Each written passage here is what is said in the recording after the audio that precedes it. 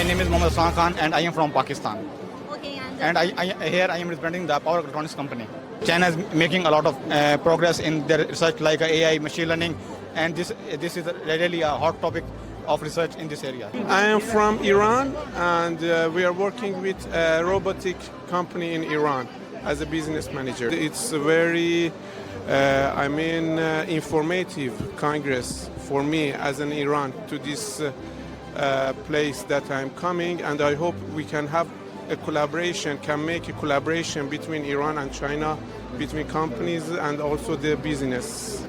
Actually, China has a very fast development in this area, and they are really growing very fast in this research area and also in this technology.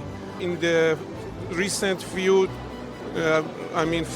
years, in the future, maybe they will have more, developments in such kind of technologies. My name is Tafadzwa and I come from Zimbabwe.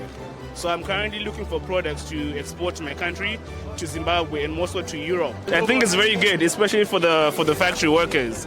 Like, I think, for example, when lifting the product, once I put my hands down, it brings me back up. So it helps, I think, with the bike. I don't have to strain my back as much.